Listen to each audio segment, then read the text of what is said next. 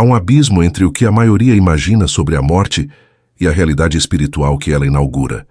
Não é um sono, nem uma espera passiva, nem um julgamento adiado para um futuro distante. É, segundo os ensinamentos e as experiências místicas do Padre Pio de Pietrelcina, um evento de precisão absoluta e de consequências eternas que se desenrola imediatamente após o último suspiro. O destino da alma não é decidido por um tribunal exterior em um dia futuro. É revelado e confirmado no íntimo da própria consciência, em um único instante de luz e verdade avassaladoras. A maioria das pessoas vive na ignorância ou na negação deste fato. Subestimam o peso das escolhas cotidianas, das pequenas infidelidades, das graças cotidianas, que são recebidas com indiferença e desperdiçadas. Acreditam, talvez, que haverá tempo para um acerto de contas final, para uma reconciliação última. Esta é uma ilusão perigosa. A visão do Padre Pio, fundamentada na doutrina católica e vivida em sua carne através dos estigmas e do contato direto com as almas do purgatório, é um alerta grave e uma rota de salvação. Ela nos ensina, com clareza implacável, que o momento da morte é o fim do tempo da misericórdia ativa, dando lugar ao tempo da justiça misericordiosa, onde a alma se vê tal qual é diante de Deus. Ignorar este ensinamento é brincar com o fogo eterno. Compreendê-lo e vivê-lo é a base de uma vida espiritual séria, orientada para a santidade e para a verdadeira caridade para com os que já partiram. Padre Pio não era um teórico. Sua autoridade sobre este tema não vem apenas de estudos, mas de uma experiência contínua e muitas vezes agonizante com a realidade sobrenatural. Ele não falava do purgatório, do juízo ou da separação da alma e do corpo como conceitos abstratos. Ele os descrevia como realidades tangíveis, vividas e testemunhadas em seu próprio corpo e em sua alma. Os biógrafos e as numerosas testemunhas dos fenômenos que o rodeavam relatam que ele possuía um conhecimento íntimo e detalhado da passagem da morte. Esse conhecimento lhe era concedido por uma graça especial de Deus, que o tornava participante, em vida, dos sofrimentos redentores de Cristo e das agonias das almas em purificação. Por isso, sua palavra tem um peso singular. Ela carrega a autoridade do sofrimento aceito, da compaixão vivida e da verdade contemplada. Sua visão nos é transmitida através de suas cartas, de suas conversas no confessionário, de seus conselhos espirituais e dos incontáveis episódios em que intermediou de forma concreta entre as almas do purgatório e os fiéis na terra. Vamos, portanto, nos aprofundar nessa visão, organizando-a em seus elementos fundamentais, para que não haja sombra de dúvida sobre o que nos aguarda e sobre o que podemos fazer, hoje, para alterar o curso de nossa eternidade e socorrer aqueles que já estão no processo de purificação. O primeiro e mais fundamental elemento é a compreensão do momento exato da separação da alma e do corpo e do despertar instantâneo da consciência à luz eterna. Na tradição espiritual e doutrinária da Igreja, ensina-se que, no momento da morte, a alma imortal se separa do corpo mortal.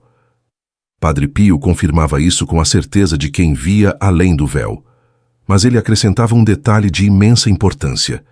Essa separação não é um processo lento ou gradual. É um evento instantâneo e definitivo. No exato instante em que cessam as funções vitais que mantinham a união, a alma é liberada. E nesse mesmo instante, algo radical e transformador ocorre. A consciência da alma é inundada pela luz de Deus. Imaginemos uma pessoa que viveu toda a vida em uma caverna, com apenas a luz tênue de uma lanterna para guiar seus passos. De repente, ela é transportada para o meio de um dia de sol pleno no topo de uma montanha.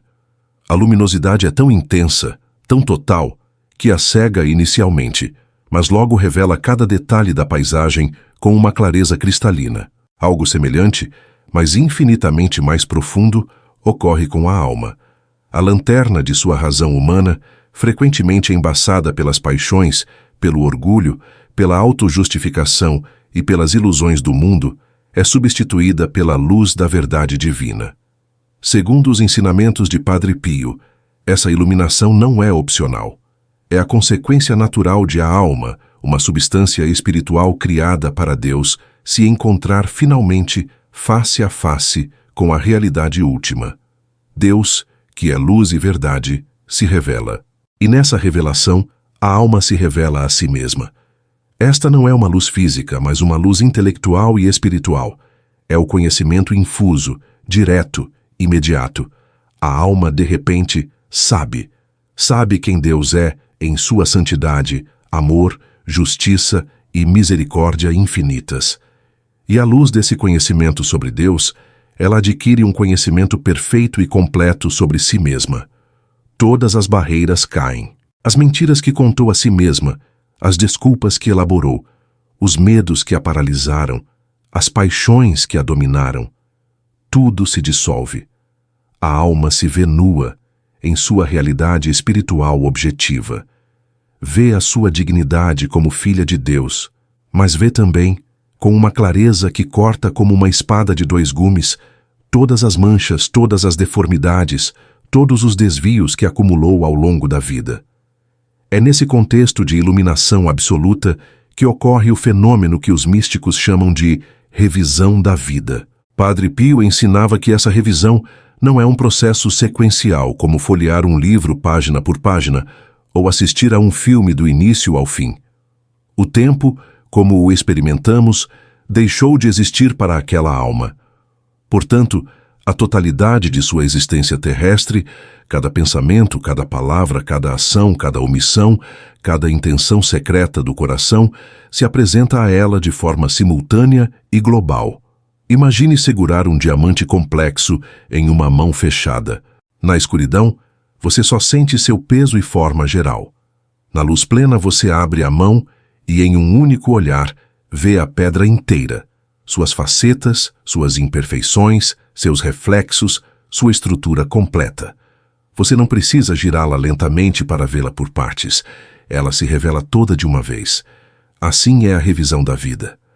A alma, na luz de Deus, compreende a sua história não como uma sequência de eventos, mas como uma única obra, um único ato de resposta ou de negação ao amor de Deus. Nessa revisão, 3 dimensões se destacam com força, conforme transmitido por Padre Pio. A primeira é a objetividade dos atos.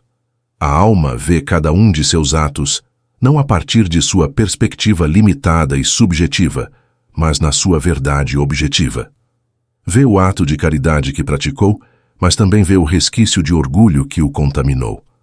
Vê o pecado que cometeu, mas também vê a graça que o preveniu e que ela rejeitou. A justificativa, eu não sabia, era a circunstância, todo mundo fazia, se desfaz como fumaça.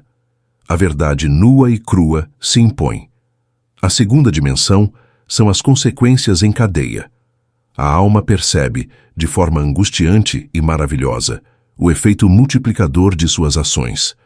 Vê como uma palavra gentil dita há décadas fortaleceu alguém que, por sua vez, foi bom para outro, criando uma corrente de bem. Mas vê também como uma mentira, um ciúme, um ato de injustiça semeou discórdia, quebrou confianças e afastou outros de Deus, causando um estrago cujas ondas se propagaram no tempo. Compreende que nada foi insignificante. Tudo teve um peso real no tecido da história da salvação. A terceira e mais pungente dimensão, sobre a qual Padre Pio insistia com particular veemência, é a visão das graças recebidas e desperdiçadas. Esta é, segundo seus ensinamentos, a fonte de uma das dores mais agudas na hora da morte. Padre Pio revelava que a dor da alma no limiar da eternidade não é causada primordialmente pelo medo de um castigo exterior. A dor mais profunda, a que constitui o núcleo do sofrimento purgativo, nasce do amor. Nasce da visão clara, límpida e irrefutável de quanto Deus a amou. A alma vê desfilarem diante de si todas as ocasiões em que a graça divina a visitou. Vê os convites silenciosos à oração, que foram abafados pelo barulho do mundo. Vê os momentos em que a consciência a alertou sobre um perigo moral e ela preferiu ignorar.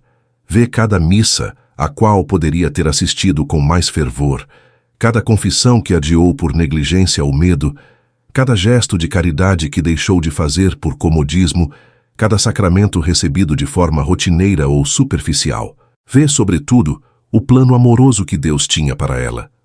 Um plano de santidade e de união íntima, e como, passo a passo, ela escolheu desviar-se para caminhos mais fáceis, mais medíocres, mais centrados em si mesma. Cada graça rejeitada aparece não como um mero erro de cálculo, mas como uma recusa a um dom do amor infinito. É a consciência desta rejeição, confrontada com a magnitude do amor que a oferecia, que causa uma ferida espiritual de intensidade indescritível. É a dor do remorso puro, não mais contaminado pelo egoísmo, mas iluminado pelo amor. A dor de se perceber ingrato diante do benfeitor supremo. É nesta hora que a alma compreende o verdadeiro significado da palavra perda, a perda irreparável de ocasiões de amar, de crescer, de se assemelhar a Cristo. Esta visão é, em si mesma, o início do fogo do purgatório. É um fogo interior, que não queima a partir de fora, mas que surge da própria consciência, agora iluminada, confrontando a distância que ela mesma criou entre seu estado atual e a santidade a que era chamada. Imediatamente após, ou mais precisamente como parte integrante, desta iluminação e revisão, ocorre o juízo particular. Padre Pio era categórico, não há demora. A sentença não é proferida após dias, meses ou anos. Ela se consuma naquele instante eterno. E na visão transmitida por ele, este juízo tem uma característica singular. É a própria alma que se julga. Diante da santidade de Deus, que é o padrão absoluto, e diante da verdade total sobre sua vida, a alma pronuncia sua própria sentença. Ela se atrai irresistivelmente para Deus se estiver em estado de graça e perfeitamente purificada. Ela se afasta de Deus, em horror e autoexclusão, se estiver em estado de pecado mortal não arrependido, pois a luz que é deleite para os puros é tortura para os que escolheram as trevas. E se estiver em estado de graça, mas ainda com as manchas do pecado venial e as dívidas da pena temporal, ela mesma, ardendo de amor por Deus e de dor por suas imperfeições, se lança nas chamas purificadoras do purgatório. É um ato de justiça e de amor simultâneos. Justiça, porque ela reconhece a necessidade de uma purificação total antes de entrar na plenitude da luz. Amor, porque ela deseja essa purificação com um desejo infinito para poder amar a Deus perfeitamente, sem nenhum resquício de egoísmo. Não há um juiz externo que a condena ao purgatório. É seu próprio amor perfeito por Deus, agora desperto, que não suporta a ideia de se apresentar a Ele com qualquer imperfeição. É aqui que a doutrina do purgatório, frequentemente mal compreendida como um castigo vingativo, se revela em sua verdadeira natureza, uma misericórdia final e um dom do amor divino, que permite à alma completar sua purificação antes da visão beatífica. Padre Pio enfatizava que essa dor do purgatório é paradoxalmente uma dor feliz, pois é infligida pelo amor e conduz ao amor pleno. Mas não deixa de ser uma dor terrível, uma ânsia por Deus que é, em si mesma, um fogo consumidor. E foi deste conhecimento íntimo da natureza do purgatório que brotou um dos aspectos mais marcantes e comprovados da vida de Padre Pio: seu contato direto e constante com as almas do purgatório. Para ele, essas almas não eram uma abstração doutrinária. Eram presenças reais urgentes, que lhe batiam à porta do convento, da cela, da igreja, pedindo socorro. Os relatos são inúmeros e vêm de fontes fidedignas. Padres religiosos, leigos que testemunharam fenômenos inexplicáveis ou ouviram o próprio Padre Pio relatar seus encontros. As almas lhe apareciam de várias formas. Às vezes, ele as via, figuras nebulosas ou claramente identificáveis de pessoas falecidas que conhecera ou não. Outras vezes, ouvia suas vozes, choros, gemidos ou súplicas. Em outras ocasiões, sentia suas presenças de forma física. Um toque gelado, um peso opressivo no peito, um cheiro característico. E, com frequência, sentia uma participação real em seus sofrimentos, oferecendo suas próprias dores e suas santas chagas em união com as delas para aliviar sua pena. O pedido era sempre o mesmo, implorado com uma urgência desesperada. Padre, uma missa. Padre, ofereça sua comunhão por mim. Peça orações por minha alma. Através desses diálogos, Padre Pio aprendeu lições concretas sobre a vida após a morte. Aprendeu que a dor maior no purgatório não é a das chamas imaginadas materialmente, mas a sede de Deus, a impossibilidade de ir até Ele, combinada com a certeza de que essa união será um dia alcançada. Aprendeu que o tempo no purgatório não é medido como na terra, mas pela intensidade do desejo e da purificação necessária. Mas, acima de tudo, aprendeu sobre o poder imenso e quase insubstituível da Santa Missa pelas almas. Padre Pio repetia incansavelmente: é mais fácil que o mundo exista sem o sol do que sem a Santa Missa. E aplicava este princípio com força redobrada às almas do purgatório. Ele testemunhava que, quando uma missa era oferecida por uma determinada alma, o alívio era imediato e proporcional ao infinito valor do sacrifício de Cristo renovado no altar. As almas que o visitavam confirmavam isso. Contava-se o caso de um padre falecido que lhe apareceu pedindo 3 missas. Após a terceira, reapareceu radiante para agradecer antes de entrar na glória. Outra alma, a de um homem que levara uma vida relaxada, atormentou-o com sua presença e sua dor, até que Padre Pio pudesse oferecer sacrifícios e orações suficientes por sua libertação. Ele via a missa como a alavanca que tirava as almas do purgatório, o resgate pago pelo sangue de Cristo aplicado a elas. Mas sua devoção não se limitava à missa. Ele era um campeão do rosário, que chamava de a arma contra os males espirituais e um bálsamo para as almas sofredoras. Ensinava que as orações, os jejuns, as penitências, os atos de caridade oferecidos com a intenção pelas almas, tudo isso se convertia pelos méritos de Cristo em alívio para elas. No entanto, sempre dava a primazia ao sacrifício eucarístico. Esta convicção moldava sua própria vida. Ele celebrava a missa com uma lentitude estática e agonizante, que podia durar horas, pois se unia de forma vívida à paixão de Cristo e oferecia-a pelas intenções que carregava no coração, especialmente pelas almas do purgatório. Passava noites em oração e em sofrimento, lutando espiritualmente por almas particulares que lhe eram confiadas por Deus ou que vinham suplicar seu auxílio. Seu ministério era, em grande parte, um ministério de ponte entre a igreja militante e a igreja padecente.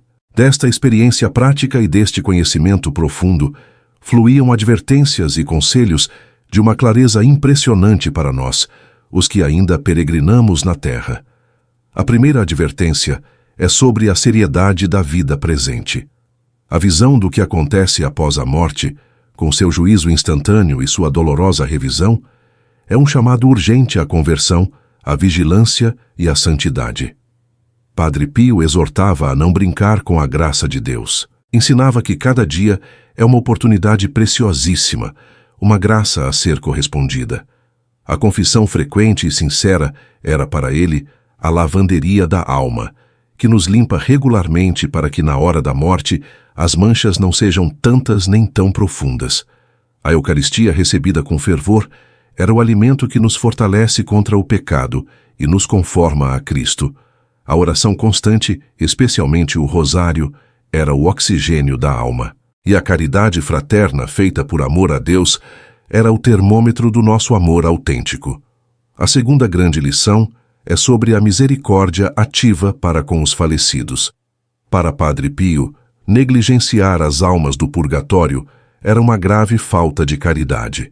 Ele via os fiéis que se esqueciam de seus parentes e benfeitores falecidos, limitando suas orações ao dia do enterro, e se entristecia profundamente. Ensinava que o nosso dever para com eles é contínuo, que não se tratava apenas de um dever, mas de um investimento espiritual de altíssimo retorno. Ele afirmava que as almas do purgatório, uma vez liberadas, se tornam nossas intercessoras mais poderosas junto a Deus, cheias de gratidão e de zelo por aqueles que as ajudaram. Portanto, rezar pelas almas não é um ato unilateral de caridade. É estabelecer uma poderosa aliança de oração entre o céu e a terra. A prática que ele recomendava era simples, mas poderosa. Oferecer cada missa que se assiste, cada comunhão que se recebe, cada rosário que se reza, cada sacrifício que se faz, pelas santas almas, em especial por aquelas mais abandonadas e com maior necessidade. Em síntese, a visão de Padre Pio sobre o que acontece com a alma após a morte é um todo coerente e profundamente desafiador. Ela nos tira da letargia espiritual e nos coloca diante da realidade última com uma sobriedade que é, em si mesma, um ato de misericórdia. Ele nos remove a ilusão do tempo e nos mostra que a eternidade começa no instante seguinte ao nosso último suspiro. Revela que o juízo é a confrontação da nossa verdade com a verdade de Deus e que essa confrontação é simultaneamente justiça e amor. Expõe o purgatório não como um dogma sombrio, mas como a expressão final da misericórdia divina, que santifica o que é impuro, e como uma dor que nasce do amor e para o amor. E, por fim, demonstra, através de sua vida e de suas experiências, que a barreira entre vivos e mortos na fé é permeável à oração, e que o sacrifício da missa é a força mais poderosa do universo para a salvação e libertação das almas. Aceitar esta visão é comprometer-se a viver de forma diferente, com maior responsabilidade pela própria alma, com maior confiança na misericórdia divina e com maior fervor na intercessão por aqueles que completam sua jornada na fornalha do amor divino. Padre Pio, o frade estigmatizado que conversava com as almas, não nos deixa uma mensagem de terror, mas de verdade amorosa. Uma verdade que nos convida a viver o presente à luz da eternidade, a confiar no poder redentor de Cristo e a estender a mão através da oração para além da morte, na certeza de que, na comunhão dos santos, o amor é mais forte do que a morte e a oração é a corda que lança a ponte sobre o abismo.